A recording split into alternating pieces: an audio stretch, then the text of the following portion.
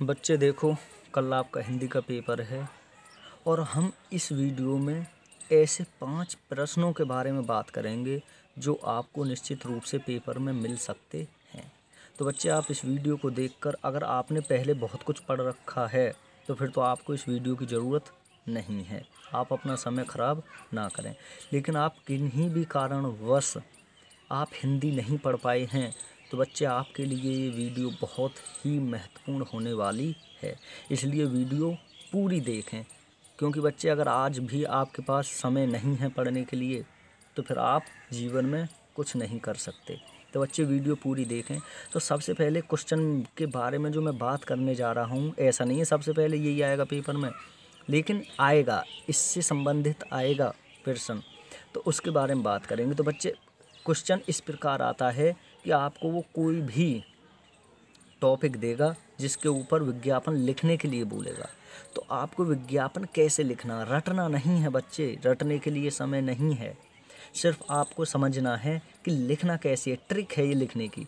तो बच्चे, मान के चलिए आपके पास विज्ञापन लिखने के लिए आ गया और उसने कहा कि होंडा कंपनी में कर्मचारियों के पद खाली हैं और आप इसके लिए एक विज्ञापन लिखिए। ठीक है बच्चे, और पद खाली हैं मैकेनिकल के लिए। ठीक है, तो अब आप कैसे लिखोगे बच्चे? तो देखो, सबसे पहले आपको क्या करना है, जब आपके लिए वो बोले कि किसी भी कंपनी में पद खाली हैं तो इसका मतलब है कि उस कंपनी को आवश्यकता है कर्मचारियों की।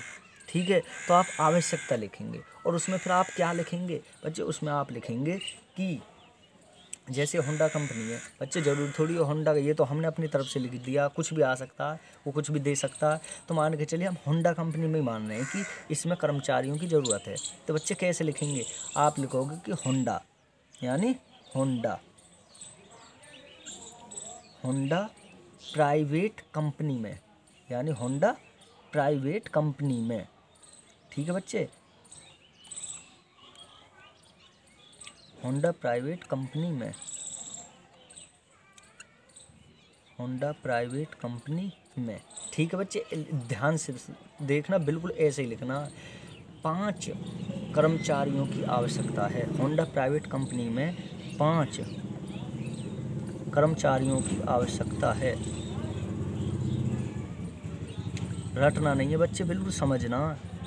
होंडा प्राइवेट कंपनी में 5 कर्मचारियों की आवश्यकता है।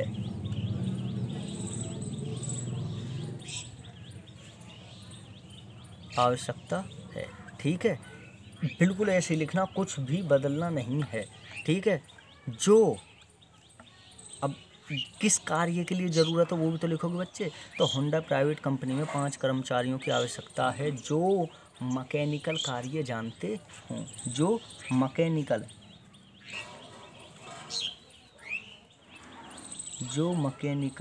कार्य जानते हों, मैकेनिकल कार्य जानते हो। ठीक है बच्चे, ऐसे लिखना। मैं वीडियो लंबी हो जाएगी इसलिए मैं आपको ये लिखे देता हूँ। ठीक है बच्चे, ये रहा बच्चे, मैंने अब ये पूरा लिख दिया। तो देखो, अगर विज्ञापन लिखने के लिए आ जाए किसी भी कंपनी में कर्मचारियों के पदों के लिए, यानी आवश्यकता है पदों के लिए काम करने वाले व्यक्ति की, तो बच्चे कैसे करेंगे हम? सबसे पहले कुछ नहीं करना, सीधा मतलब है किसी कंपनी में आदमियों की ज़रूरत है जो काम करें वहाँ पर, और किस काम के लिए ज़रूरत है उसको और बताएगा भी। तो बच्चे लिखना क्या, आवश्यकता लिखनी है, फिर उस कंपनी का नाम कि होंडा प्राइवेट कंपनी में 5 कर्मचारियों की आवश्यकता है जो मैकेनिकल कार्य जानते हो, यानी मैकेनिकल वाले व्यक्तियों की ज़रूरत है। योग्यता 12वीं पास तथा ITI हो तथा साथ ही 2 वर्ष का कार्य अनुभव हो। वेतन 30,000 प्रति माह दिया जाएगा। योग्य व्यक्ति दिनांक कितने को इस पते पर संपर्क करें। पता है ये, और आप आज के जिस पद पर भी हैं, जिसके लिए वो बोल रहा है, जिसने वो वैकेंसी निकाली है, उसका नाम और हस्ताक्षर कर देंगे, बात ख़त्म। अब ये किसी भी कंपनी के लिए आ सकता है। होंडा की जगह आप मारुति आ जाए, या कोई ऐसी कंपनी हो जहाँ कपड़े बनते हों उसके लिए आ जाए। तो आपको सिर्फ क्या करना, उस कंपनी का नाम बदलना, कर्मचारियों की संख्या बदल ली है, और जिस कार्य के लिए वो कह रहा है, मान के चलिए कोई कपड़े बनाने की कंपनी और वहाँ आवश्यकता पड़ जाए, तो मैकेनिकल की थोड़ी पड़ेगी बच्चे, दर्जी की पड़ेगी, टेलर की पड़ेगी। तो आप क्या करोगे, उसमें क्या कर दोगे? मान के चलिए होंडा कंपनी है, वो कपड़े बना रही है, तो होंडा प्राइवेट कंपनी में 5 कर्मचारियों की आवश्यकता है जो सिलाई का काम जानते हों। योग्यता 8वीं या 10वीं, भाई लाइकली कोई 12वीं या ITI की ज़रूरत है नहीं, तो जैसे भी 8वीं या 10वीं हो, पास हो तथा इतने वर्ष का अनुभव हो। वेतन 20,000 रुपये प्रति माह दिया जाएगा। योग्य व्यक्ति इस पते पर संपर्क करें और बात खत्म बच्चे। तो इस तरह आप किसी भी टॉपिक पर किसी भी चीज़ के प्रचार के लिए आप विज्ञापन लिख सकते हैं। समझ गए बच्चे। अब हम दूसरे टॉपिक पर चलते हैं, यानी दूसरे क्वेश्चन पर चलते हैं। अब बच्चे आपका ये है पत्र लेखन, यानी मैंने ये रेंडमली लिख दिया है, लेकिन पेपर में कुछ भी आ सकता है।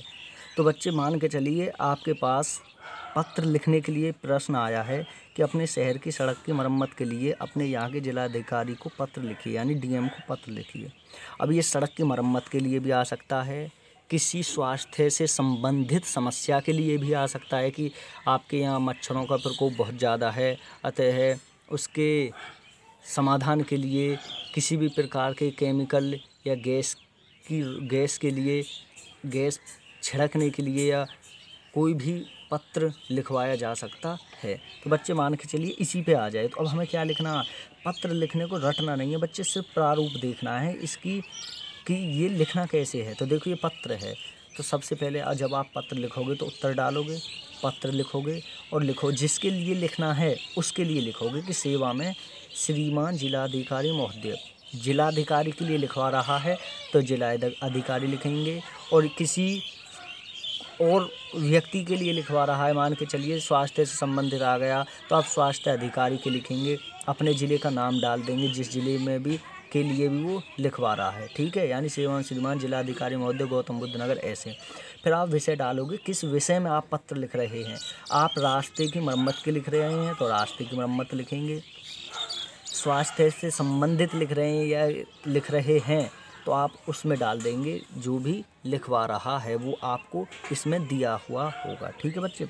उसके बाद आपको लिखना है कि महोदय सामान्य निवेदन यह है कि हमारे यहाँ की सड़क काफ़ी ख़राब हो चुकी है, जिसकी वजह से आने जाने वालों को दिक्कत होती है या रास्ता जाम हो जाता है, अतः आप उसकी मरम्मत कराने की कृपा करें। तारीख डाल देंगे और आप लिख रहे हैं अपना नाम डाल देंगे, ठीक है बच्चे। इससे ज़्यादा कुछ नहीं करना है और आपका ये क्वेश्चन कंप्लीट हो जाएगा। रटना नहीं है बच्चे, ये सारी चीज़ें इस क्वेश्चन में आपको दी हुई होंगी, अलग से कुछ भी रटने की ज़रूरत नहीं है। इसलिए तो हम कहते हैं कि रटने की बजाय समझने की कोशिश करो।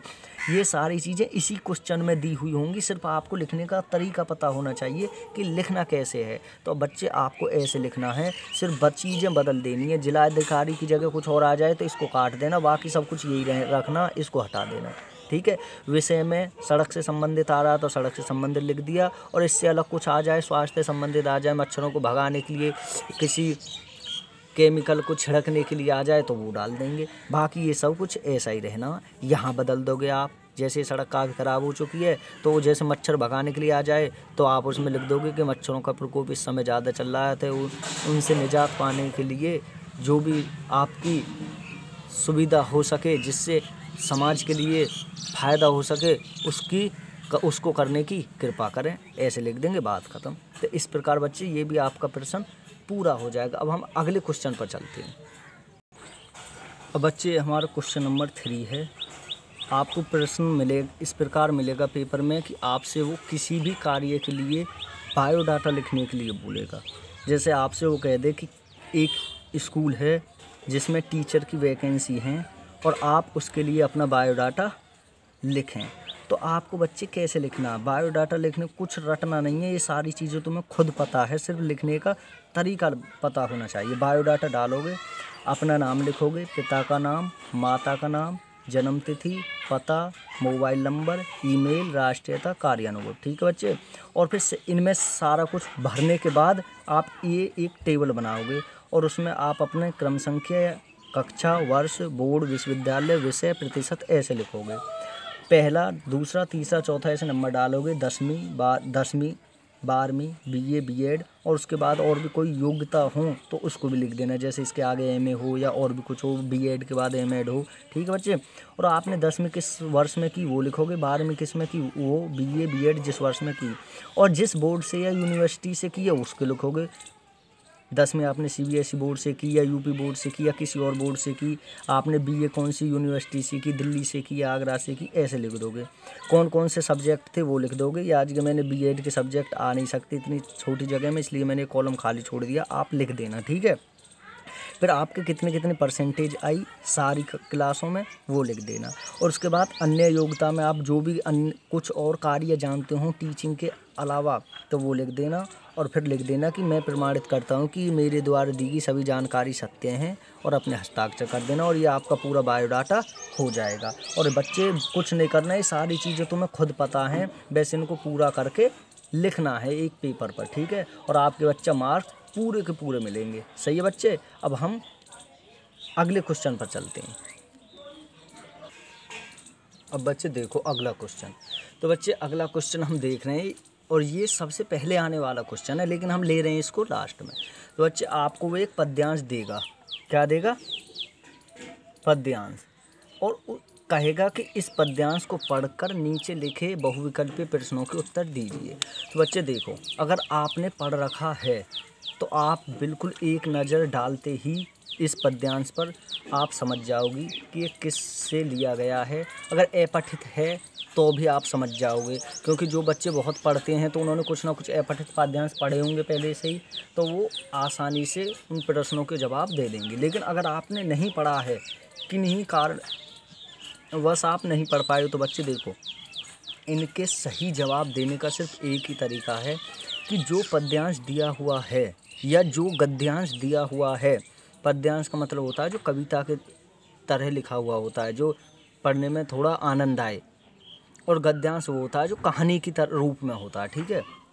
तो उससे कोई फ़र्क नहीं पड़ता, पद्यांश दे तो पद्यांश, गद्यांश दे तो गद्यांश।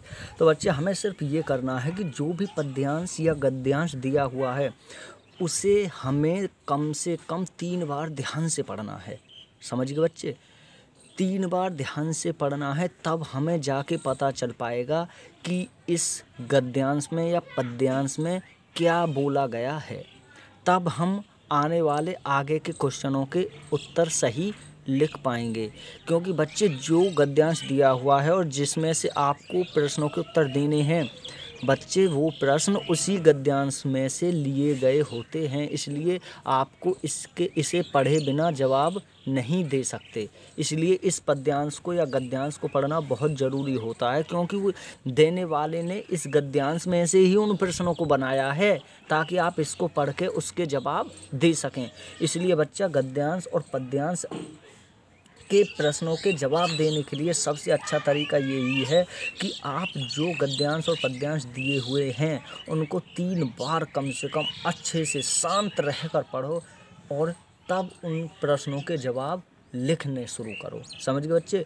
तो निश्चित रूप से आप बहुत हद तक सही उत्तर लिख पाएंगे। अगर आपने एक बार देखा, अब इस प्रश्नों की तरफ बढ़ गए, क्यों? क्योंकि गद्यांश से मतलब थोड़ी प्रश्नों के जवाब देने से मतलब है। तो बच्चे आप उन प्रश्नों के उत्तर गलत लिख आएंगे, क्योंकि प्रश्नों पर अंक मिलेंगे, लेकिन अंक तो तभी मिलेंगे जब आप सही लिखोगे, और सही तब लिख पाओगे जब आपको पद्यांश और गद्यांश जो दिए हुए हैं वो अच्छे से समझ में आए हों। इसलिए इनको ढंग से पढ़ना, और हमारी शुभकामनाएं आपके साथ हैं, आप अच्छे नंबर से पास हों। धन्यवाद।